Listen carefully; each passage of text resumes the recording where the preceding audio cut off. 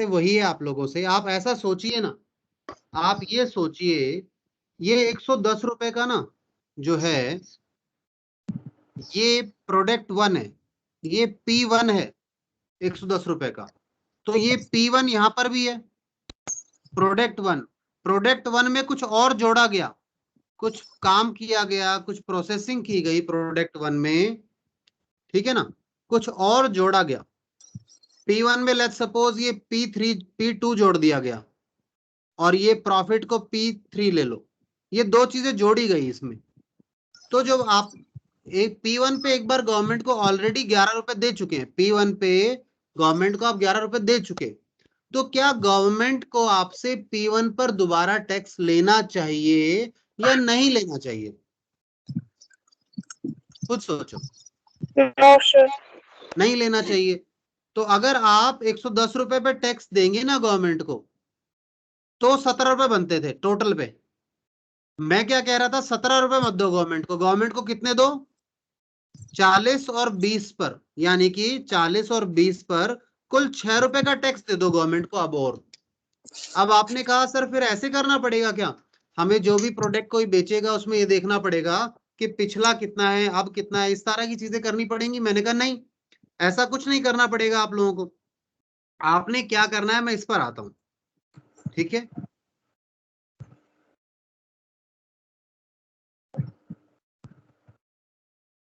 हाँ जी, मैं इस पर आता हूं कि आपने क्या करना है। आप क्या करें, किस तरीके से इस काम को आसान कर लें। मैंने कहा एक काम करो, आप गवर्नमेंट को बोलो, अच्छा इसका नाम क्या दोगे, ये जब मैं सेल, आप बताओ मिस्टर, ये कौन था, मिस्टर डी। मिस्टर डी जो हमारे पास हैं, वो कहते हैं सर मैंने परचेज पर जब सामान खरीदा था उस पर टैक्स पे किया था, कितना, ₹11 पेड, ऑलरेडी ये पेड कर चुका हूं मैं। फिर मैंने अभी सेल किया, सेल पर मेरा टैक्स बनता कितना है, 17, ये पेएबल है। तो मैं गवर्नमेंट को पता है क्या बोलेगा मिस्टर डी, ध्यान से सुनना, मिस्टर डी की बात सुनना। मिस्टर डी कहता है सुनिए सर, मैंने जो परचेज किया था उस पे मैं 11 रुपए पे कर चुका हूं, अब मैं वही सामान, या तो वही सामान या उसमें कुछ जोड़ वोड़ के टोटल मुझे 17 रुपए पे करने हैं। अगर मैं आपको 11 रुपए पहले ही दे चुका हूं, तो अब मैं नेट कितना पे करूंगा, 6 रुपीज। आ गया ना 6 रुपीज। कैसे आया देखो, मैंने इस वाले तरीके से नहीं बताया, मैंने नहीं कहा 20 रुपए अलग रखो 40 रुपए अलग रखो, ऐसा नहीं बताया मैंने आपको क्या दूसरा तरीका बताया। तो इस तरीके से देखो दोनों काम हो गए। अगर ये वाला मेथड लगा दिया आपने, तो आपका ना तो टैक्स के ऊपर टैक्स बना, ना सिंग प्रोडक्ट, या ना डबल टैक्सेशन हुआ। डबल टैक्सेशन का मतलब क्या है, ये माइक ऑन है किसी का, बंद करें। ना ही, ना तो टैक्स पे टैक्स लगने दिया मैंने, क्यों नहीं लगने दिया टैक्स, मैंने 11 रुपए को अलग कर लिया पहले ही। और दूसरा, ना मैंने डबल डबल टैक्सेशन हुआ, क्योंकि मैंने केवल 6 रुपए ही टैक्स पे किया है गवर्नमेंट को। और 6 रुपए मैंने समझाया पहले आपको, क्यों 6 रुपए ही बनना चाहिए, क्यों, क्योंकि 110 पे तो पहले टैक्स देकर आ गए थे। अब सुनिए, तो सर ऐसा करना है क्या, आपको क्या करना है, अब ये सुनो, अब आपके चैप्टर पर आते हैं, आपकी क्लास में क्या है सिलेबस में, आपके सिलेबस की तरफ अब पहुंच रहे हैं हम लोग, ठीक है। आपको क्या करना है, जो भी आप परचेज पर टैक्स पे करते हैं ना, जब आप कुछ परचेज करते हैं तो उस टैक्स को नाम देना है इनपुट टैक्स। क्या नाम देना है बेटा, इनपुट टैक्स।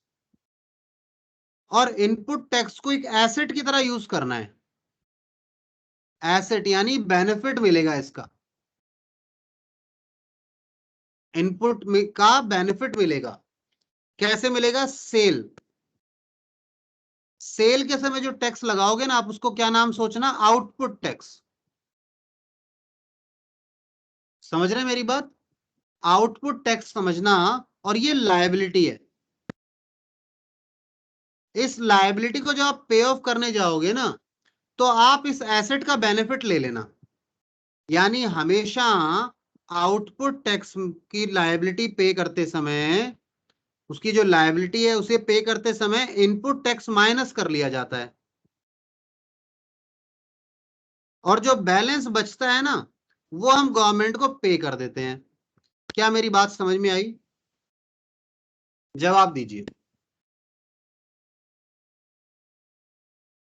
मैंने ये बाद में बताया आपको कि ऐसा क्यों कर रहे हैं, मैंने एक्चुअल में करके दिखाया आपको कि अगर ऐसा करोगे ना, ये दोनों सिनेरियो, इस एग्जाम्पल को समझने की कोशिश करो, तब ज्यादा अच्छे से समझ में आएगी बात। बताइए, आई या नहीं आई चीज समझ में?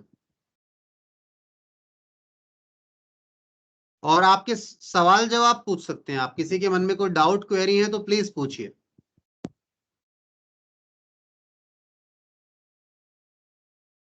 मन में किसी के कोई सवाल हो, कोई कुछ पूछना चाहते हो यहां तक में, तो पूछ लीजिए, बताइए।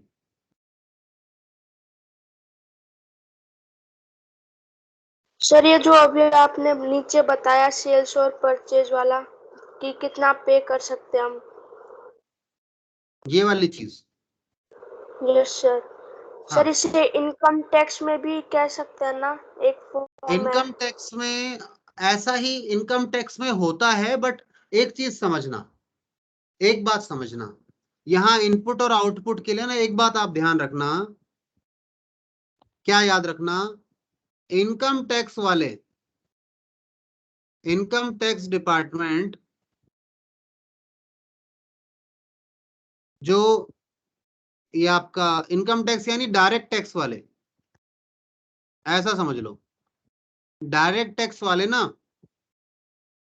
इनडायरेक्ट को टैक्स मानते ही नहीं है। कहते ये क्या होता है, कुछ होता ही नहीं है, ये नहीं मानते। ऐसे ही इनडायरेक्ट वाले, इनडायरेक्ट टैक्स वाले इनकम टैक्स यानी डायरेक्ट टैक्स नाम की चीज ही नहीं समझते। कहते ये क्या होता है, ऐसा कुछ नहीं होता। सर क्या कह रहे हो आप ये?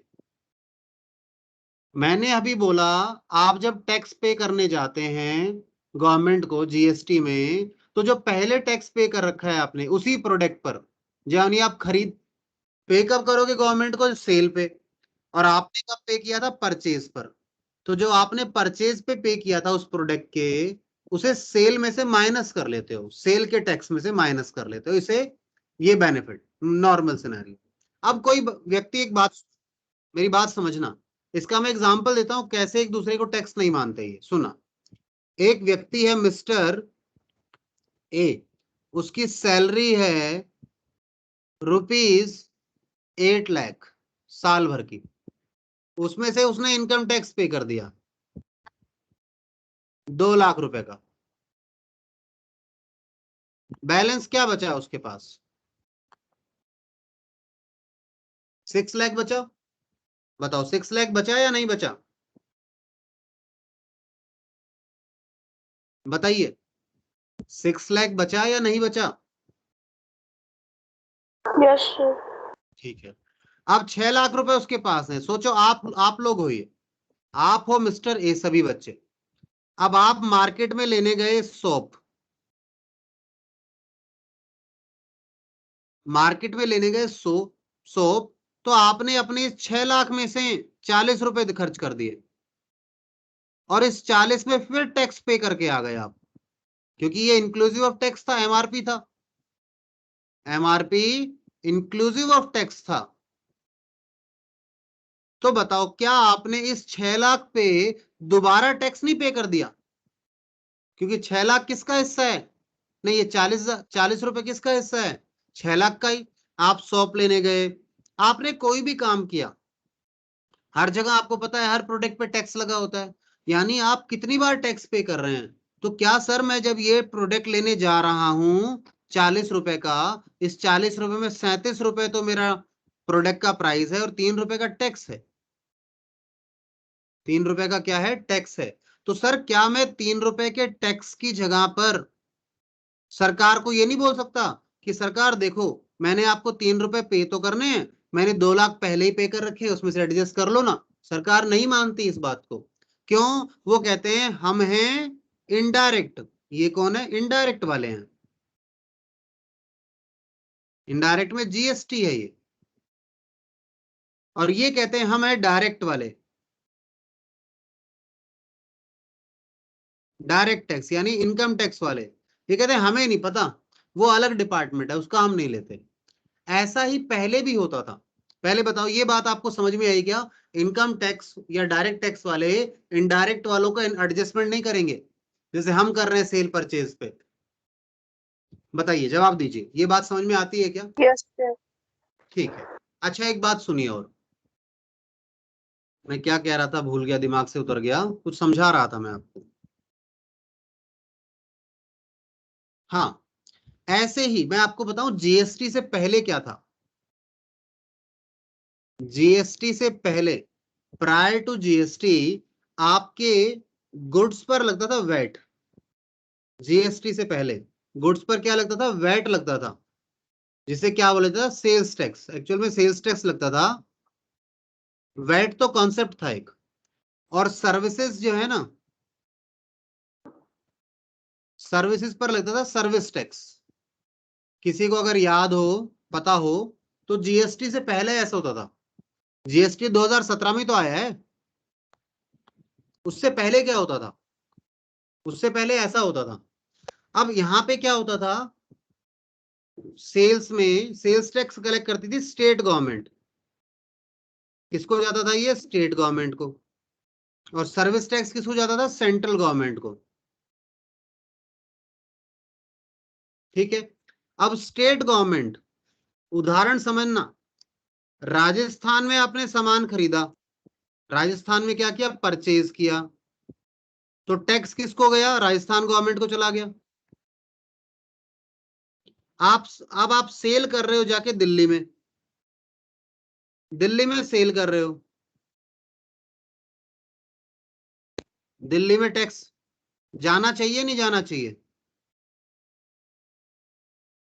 तो यहां क्या होता था? राजस्थान में सेल करते थे, नहीं, राजस्थान में माल खरीदा, आप दिल्ली सरकार को बोलोगे क्या?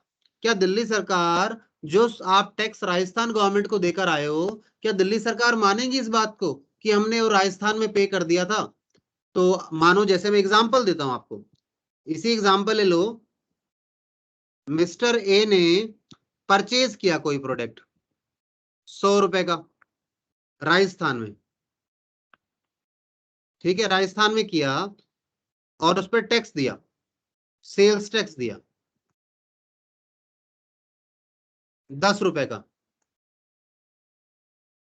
110। इसी सामान को मिस्टर ए सेल सेल कर रहे हैं, कहाँ जाके? दिल्ली में। इनको कोई दिल्ली का ग्राहक मिल गया, वो कहता है सामान मुझे दे दो। मैंने कहा ठीक है। तो मैं जब सेल करने लगा तो मैंने कहा मेरी कॉस्ट क्या है? 100 रुपए। क्योंकि मैंने कहा टैक्स मान लो अलग रख लो। फिर मैंने कहा मेरी कॉस्ट 100 है, प्लस मैंने प्रॉफिट जोड़ा, मैंने कहा 20 रुपए का प्रॉफिट मेरा, मैं 120 में बेच रहा हूँ। Sale price, sale price, tax. मैंने कहा टैक्स कितने का हो गया? मैंने कहा 12 रुपए का। ये टैक्स कौन लेगा? ये दिल्ली की गवर्नमेंट को जाना चाहिए। ठीक है।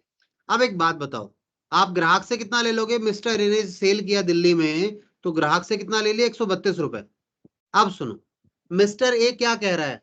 मिस्टर ए दिल्ली गवर्नमेंट को कह रहा है, देखो दिल्ली गवर्नमेंट, सुनो मेरी बात, दिल्ली गवर्नमेंट को क्या कहता है कि आप जो दिल्ली की गवर्नमेंट हैं, देखिए मेरे को आपको टैक्स क्या करना है? पेएबल है मेरा, कितना? 12 रुपए। एक काम करो, मैं राजस्थान की गवर्नमेंट को पे करके आया हूं, राजस्थान को मैंने टैक्स पे कर रखा है इस सामान के परचेज पे, क्योंकि ये सेल पे है, ये परचेज पे है। ठीक है, 10 रुपए मैंने पहले ही पे कर रखे हैं, क्या मैं 2 रुपए पे कर दूं? बताओ, क्या दिल्ली गवर्नमेंट आपकी बात मानेगी? जवाब दो। No sir. नहीं। ये बिल्कुल आसान सी बात है। ये कुछ ऐसा है कि भाई, जैसे ये कुछ ऐसा है कि आपने फीस, फीस तो डिपॉजिट की है,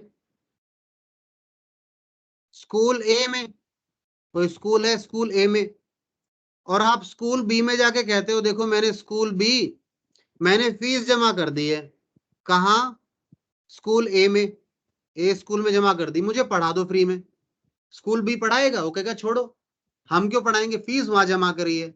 तो इनपुट दूसरी स्टेट में है, आउटपुट दूसरी स्टेट पे है। इनपुट टैक्स मतलब परचेज के समय टैक्स, ये तो समझ गए ना आप लोग। इनपुट टैक्स का मतलब क्या है बेटा, बताओ, इनपुट टैक्स का मतलब क्या है। परचेज। हाँ, इनपुट टैक्स का मतलब है टैक्स पेड ऑन परचेजेस।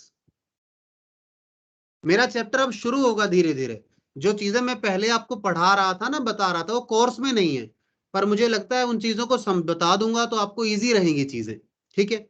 और आउटपुट टैक्स क्या होता है बेटा, जो आपने टैक्स पेड या पेबल ऑन सेल्स, ठीक है।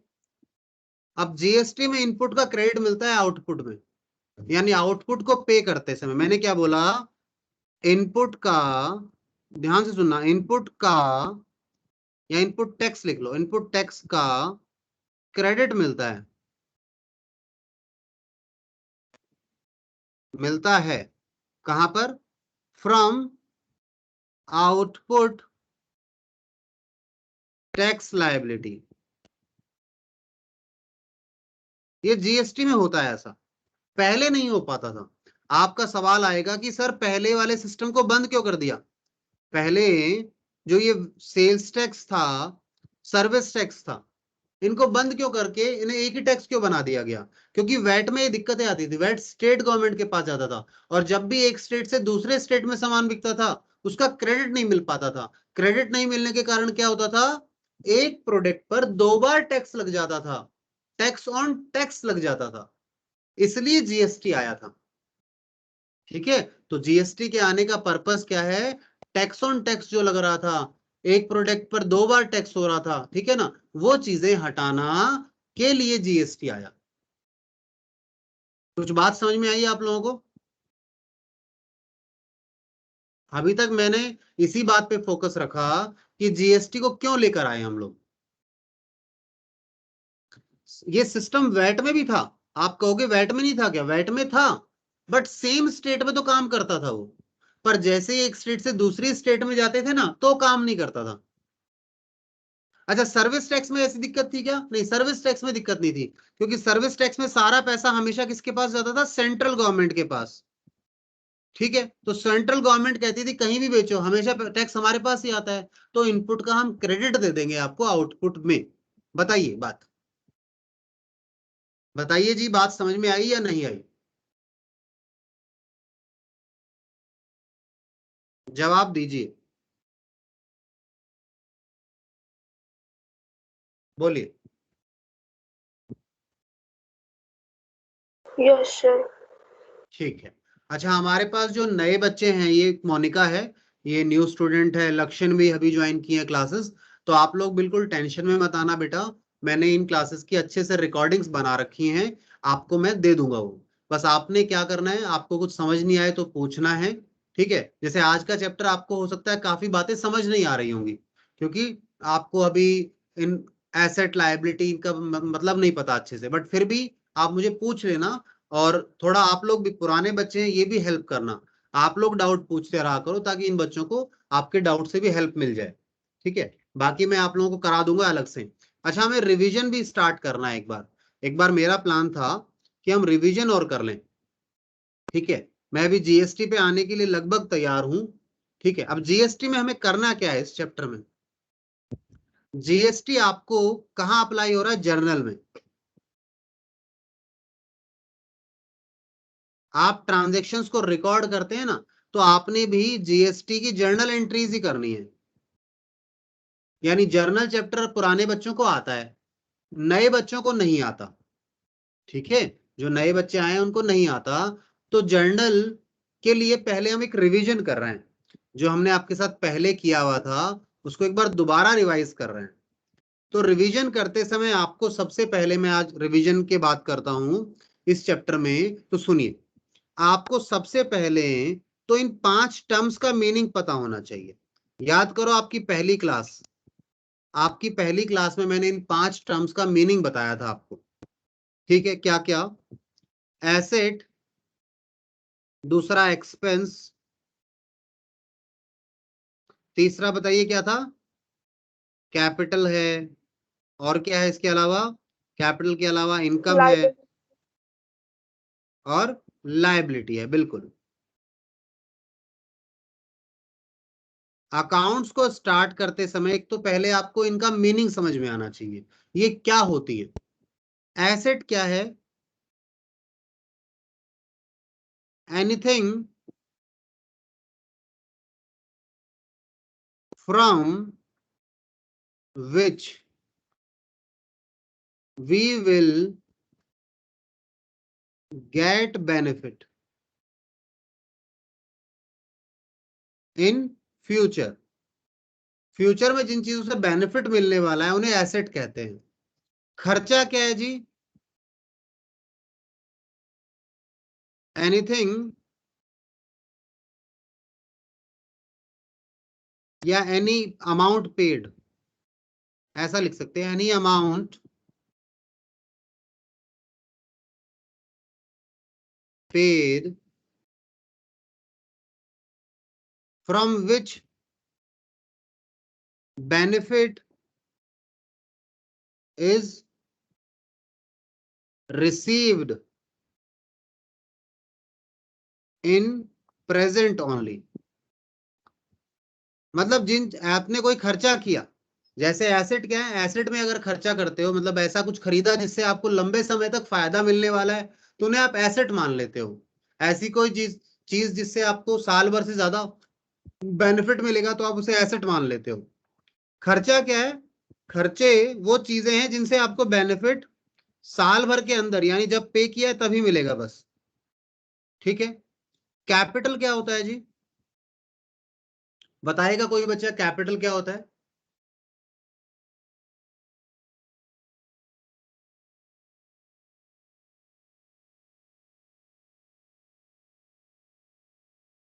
और ये क्लास में स्पेशली जो नए बच्चे हैं उनके लिए अभी बता रहा हूँ। ये चीजें मुझे बताने की जरूरत नहीं है पुराने बच्चों को, बट फिर भी पुराने बच्चों को बेनिफिट भी मिल जाएगा कि उनको रिवीजन हो जाएगा। जिन बच्चों को नहीं ध्यान दिया था उस समय आप ध्यान दे देंगे, ऐसा हो जाएगा।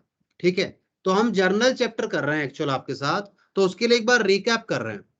तो मैंने कहा आपको 5 चीजें समझनी है। पहले मैंने कहा एसेट क्या होते हैं, ठीक है। फिर मैंने कहा अमाउंट, ये एक्सपेंसेस क्या होते हैं। बाकी अभी घबराना नहीं, मैं अभी और समझाऊंगा इनको, एग्जाम्पल लेंगे, बातें करेंगे वहां पर। ठीक है। कैपिटल क्या होता है, कोई बता रहा था क्या मुझे? बताइए, कैपिटल क्या होता है बताइए। ऑनर। जानवी कुछ बोला बेटा? सुनाई नहीं दिया मुझे अच्छे से। ऑनर। ऑनर, हाँ। कैपिटल क्या होता है जी बच्चे? अमाउंट इन्वेस्टेड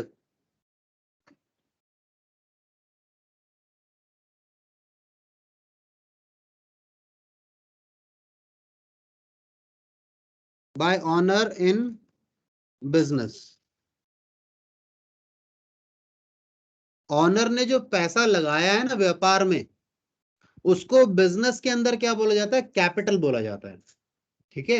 ये कुछ बेसिक टर्म्स हैं, ठीक है, जिन्हें हमें समझना है अकाउंटिंग समझने के लिए। तो मैंने पहले एसेट बताया, एसेट क्या होता है। उसके बाद मैंने बताया आपको कि खर्चा क्या है। अच्छा, खर्चे और एसेट में ज्यादा डिफरेंस नहीं है, दोनों में पैसा दिया आपने, लेट्स सपोज, बट एसेट में बेनिफिट लंबे समय मिलता है और खर्चे का बेनिफिट तुरंत मिल जाता है। जैसे सैलरी पे की, खर्चा है। आपने किसी को सैलरी पे की है 1 महीने की, क्या उस पेमेंट के बदले वो अगले महीने भी आपके पास काम कर लेगा? क्या नहीं, अगले महीने के लिए उसे दोबारा से पैसा चाहिए। तो क्या हो गया? खर्चा हो गया। पर वहीं आपने गाड़ी खरीदी, 10 लाख रुपए की गाड़ी खरीदी या कितने की भी खरीदी, तो एक बार पेमेंट कर दी, क्या अगले साल वो दोबारा बोलेगी गाड़ी नहीं, या अगले महीने दोबारा बोलेगी दोबारा पैसा दो? नहीं, एक बार दे दिया बस, बेनिफिट लंबे समय मिलेगा। बताइए, जवाब दीजिए, समझ में आई ये बात, एसेट और एक्सपेंस वाली बात? अच्छा, कैपिटल क्या है? जो मालिक ने बिजनेस में पैसा लगाया है।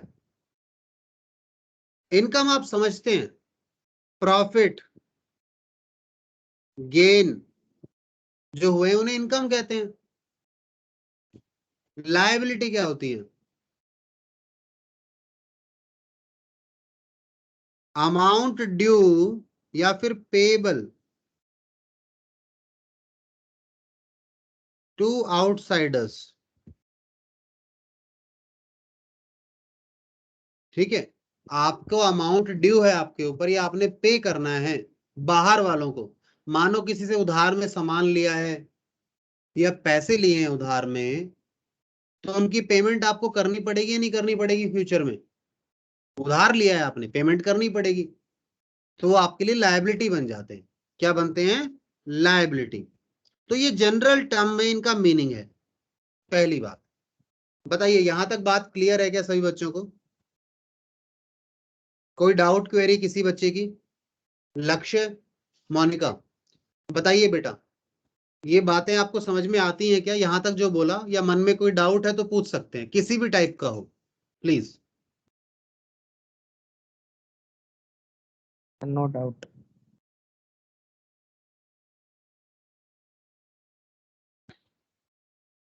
चलिए मान लेते हैं यहां बात समझ में आ गई, पर मैं नहीं मानता कि अभी पूरी तरह समझ में आ गई होगी। हम कुछ और बातें करते हैं यहाँ पे।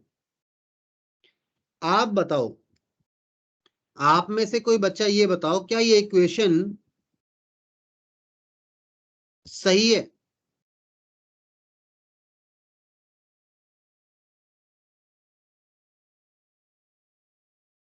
जैसे 2+2 4 होता है, आपको विश्वास है ना इस बात पर? 2+2 4 होता है। तो क्या इस तरह का विश्वास इस पर बनाना है हमें, तो इसे सोचना पड़ेगा, इस इक्वेशन को समझना पड़ेगा। तो बताइए, इक्वेशन तो ये सही है, पर किस कैसे सही लग रहा है आपको? तो उसके लिए मैं बता देता हूं, अगर आप में से कोई नहीं बताता तो मैं बताता हूं, सुनिए मेरी बात। लेट्स सपोज आपने एक बिजनेस स्टार्ट किया। बिजनेस स्टार्ट किया तो बिजनेस में दो चीजें हुई। जब भी हम कोई काम करेंगे तो दो चीजें प्रभावित होंगी कम से कम। ध्यान देना, जब भी कोई बिजनेस में ट्रांजैक्शन होगी तो कम से कम दो चीजें प्रभावित होंगी। मालिक ने बिजनेस में 100 रुपए लगाए, 100 रुपए लगाए तो बिजनेस के पास 100 रुपए आए, और उधर मालिक की कैपिटल भी आ गई। मालिक की कैपिटल भी आ गई बिजनेस में। अगर मालिक ने बिजनेस में पैसा लगाया तो बताओ, मालिक की कैपिटल बढ़ गई 100 रुपए से। और पैसा जो आया है वो बिजनेस में एसेट है, कैश। कैश को क्या बोला जाता है? एसेट। क्योंकि मैंने क्या बताया, एसेट क्या होते हैं? जिनसे फ्यूचर में बेनिफिट मिले। कैश से तो कभी भी कोई भी बेनिफिट ले सकते हो आप, कुछ भी इसके बदले में खरीद सकते हो, फायदा ही देगा ये आपको, तो कैश एसेट माना जाता है। अच्छा, ये बराबर हो गया। सर मैंने बैंक से उधार लिया है 30 रुपए का। मैंने कहा ठीक है, 30 रुपए का उधार लिया, तो बताओ आपकी लायबिलिटी बन गई नहीं बन गई? उधार लेने का मतलब क्या है? बाद में पे करोगे। 30 रुपए आपके पास कैश में आए हैं, तो इधर आपका कैश यानी एसेट बढ़ गया। तो बताओ ये इक्वेशन बराबर है या नहीं है? आप ऐसा भी कह सकते हो कि बिजनेस में जो भी संपत्तियां हैं, या तो मालिक की हैं या उधार में ली हुई है हमने। जैसे मैं कहूं मेरे पास ये घड़ी है, ये घड़ी है, तो ये घड़ी जो है, वॉच जो है, या तो मैंने खुद खरीदी है, माय ऑन वॉच, या फिर क्या हो सकता है? Taken from someone. Taken from someone, मैंने किसी से ली हुई है चीज। ठीक है, तो ये मान लो बिजनेस के अंदर ये एसेट रखी है, तो या तो ये मालिक ने दी है, मालिक ने पैसा लगाया उससे खरीदी, या फिर बाहर वालों से उधार पैसा लेकर खरीदी है। तो दोनों ही केस में, तो इसीलिए मैंने क्या कहा, हमारे पास जो भी एसेट्स होती हैं वो या तो हमें मालिक से मिली हैं या फिर हमारे पास उधार हैं। आप खुद सोचो, आपकी जेब में अगर कुछ पैसे रखे हैं, या तो वो पैसे सारे आपके हैं।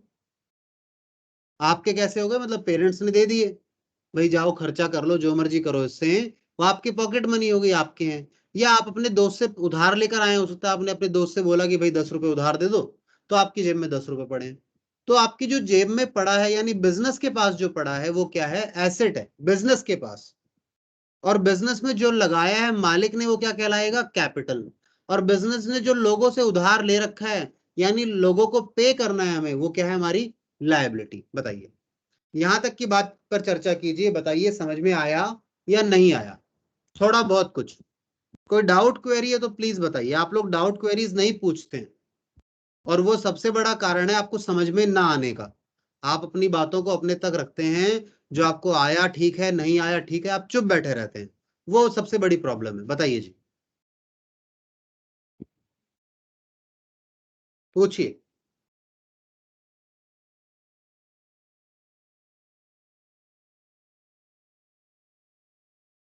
लक्ष्य बेटा, नहीं है डाउट। समझ में आई क्या चीज थोड़ी बहुत कुछ? आ गई सर। ठीक है, चलिए जी। अब यहां पे हमने एसेट, कैपिटल और लायबिलिटी को समझा थोड़ा सा, ठीक है। अब इनके लिए रूल क्या अप्लाई करना है, रूल की बात कर ले। रूल आप लोगों को याद होगा, आप में से कौन कौन मुझे बता। अच्छा, ब्रिटिश सिस्टम और अमेरिकन दोनों रूल याद है क्या आप लोगों को? रिवीजन कर रहे हैं ना आज हम, तो रिवीजन कर लेते हैं। बताइए, अमेरिकन सिस्टम का रूल बताओ क्या था?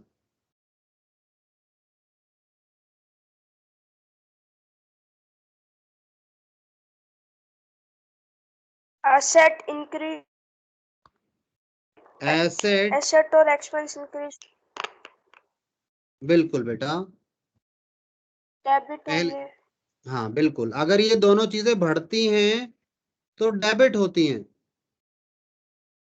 और ये घटते हैं तो क्या होते हैं, क्रेडिट होते हैं। क्रेडिट। ठीक है, इधर कैपिटल, लायबिलिटी और इनकम, इन तीनों में से अगर कोई भी बढ़ता है तो क्या करते हैं, क्रेडिट करते हैं, क्रेडिट। और बढ़ घटता है तो डेबिट करते हैं। ये अमेरिकन सिस्टम था। कैसे अप्लाई करना है, क्या करना है, वो सब बाद में बात करेंगे, ठीक है। इस अमेरिकन सिस्टम के बाद एक सिस्टम और है हमारे पास, ब्रिटिश सिस्टम। ब्रिटिश सिस्टम क्या कहता था जी, बताइए। ब्रिटिश सिस्टम ने गोल्डन रूल्स दिए थे। ब्रिटिश सिस्टम के अंदर जो रूल्स दिए गए उन्हें क्या बोला गया है, golden rules. Golden rules of accounting. Answer दोनों से ही आ जाएगा, चाहे अमेरिकन सिस्टम यूज करो या ब्रिटिश सिस्टम करो।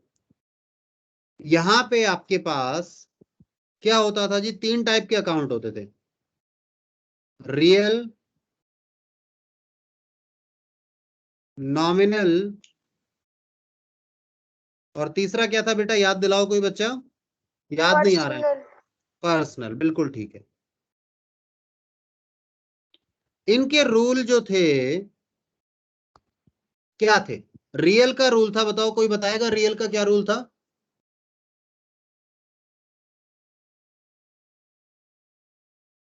सर रियल में एसेट आता है। हाँ, रियल में एसेट आते हैं, बिल्कुल। रूल क्या था रियल का? रियल का रूल था debit what comes in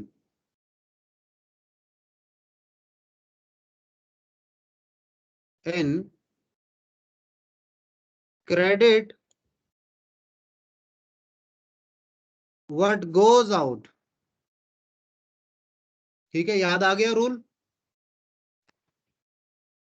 nominal का रूल क्या था?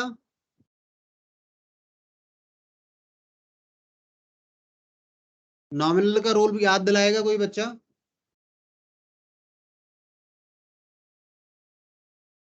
आप देखो, आप लोगों को सबको किसके रूल याद हैं?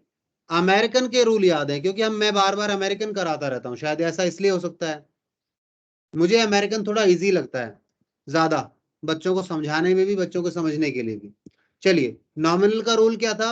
नॉमिनल का रूल था डेबिट ऑल एक्सपेंसेस और लॉसेस, कोई भी नुकसान खर्चा हो तो डेबिट करो। क्रेडिट ऑल इनकम्स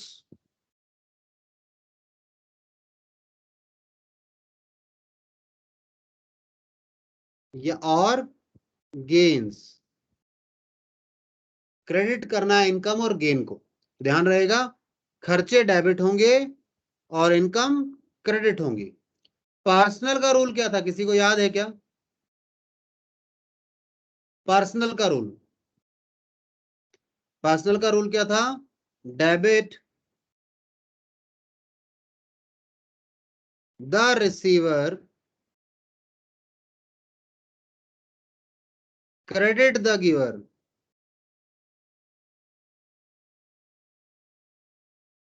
ये लीजिए, ये आपके रूल्स हो गए। अमेरिकन सिस्टम के रूल्स और ब्रिटिश सिस्टम के रूल हमने दोबारा लिख लिया आप लोगों के पास आज। ठीक है, बताइए यहां तक बात मुझे। अच्छा, यहां तक सबको समझ में आया नहीं आया? ये तो आपने पहले किए हुए हैं ना रूल्स, तो रिकैप हो पाए या नहीं हो पाए? ज्यादातर बच्चों से नहीं हो पाए। रिकैप करना, रिवीजन करना बहुत जरूरी है। ठीक है, बताइए कितना समझ में आया? जवाब दो बेटा। Yes sir. आ गया समझ में ये बात? ठीक है, तो ये आप लोगों ने पहले किया हुआ था और मैंने आपके साथ इसको एक बार दोबारा कर लिया। ठीक है, इसके बाद हम क्या करेंगे बताइए? अगला क्या किया था हमने, आपको याद है क्या? हमने रूल्स समझाए थे, फिर क्या किया था? कोई याद दिलाओ। Balancing equation. अकाउंटिंग इक्वेशन हमने किया था। ठीक है, अकाउंटिंग इक्वेशन हमने किया था।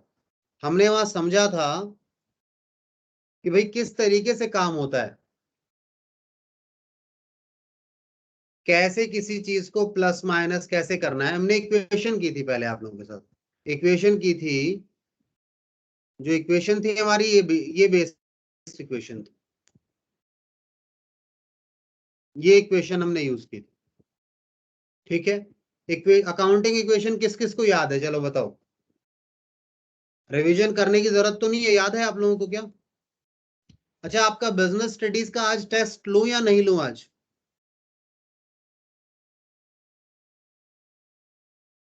बताइए।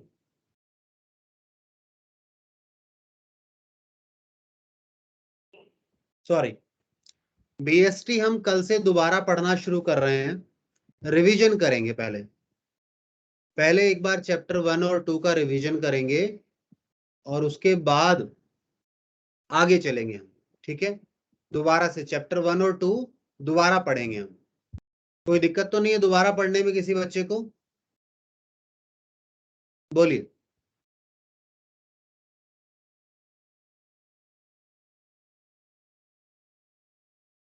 कोई बता नहीं रहा, कुछ जवाब नहीं आ रहा, क्योंकि रिवीजन करना है। और अकाउंट्स आई बिलीव हमने अब लगभग अपना पैरिटी पर है। वैसे अकाउंट्स का भी रिवीजन ही करना है, तो बताओ रिवीजन करा दूं कल से दोनों सब्जेक्ट में? अच्छा, रिवीजन तो मैं करा रहा हूँ, एक बात तो हो गई। चलो एक काम करते हैं हम लोग, मैं आप लोगों को रिवीजन स्टार्ट करवा रहा हूँ।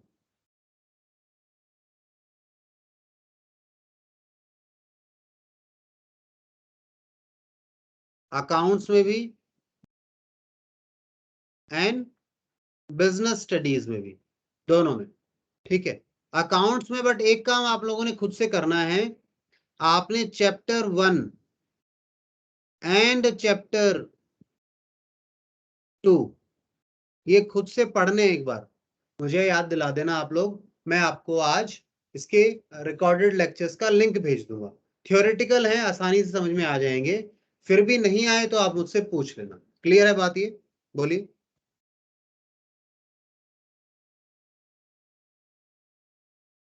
ठीक है, अच्छा जो रिवीजन हम करेंगे अकाउंट्स में, कौन कौन से चैप्टर का रिवीजन करेंगे हम लोग?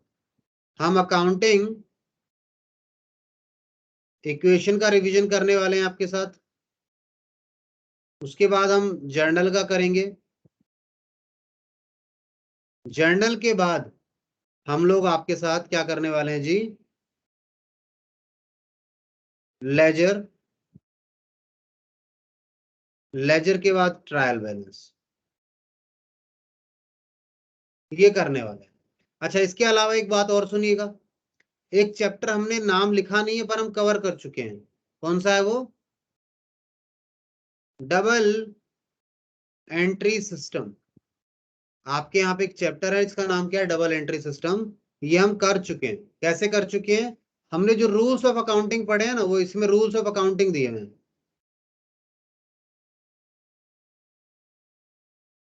तो जो आपने रूल्स पढ़े हैं वो इसी चैप्टर का पार्ट है, इसमें वही है, रूल्स हैं केवल। ठीक है, ध्यान रहेगा। तो आज के लिए बता दो, आज टेस्ट रखना है बिजनेस स्टडीज का या नहीं रखना?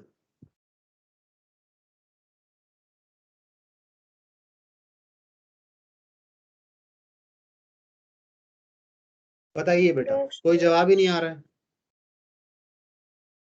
No sir. आज नहीं रखें, ठीक है। तो एक काम करते हैं, आज नहीं रखते हैं और कल से रिवीजन स्टार्ट कर रहे हैं इसका, ठीक है।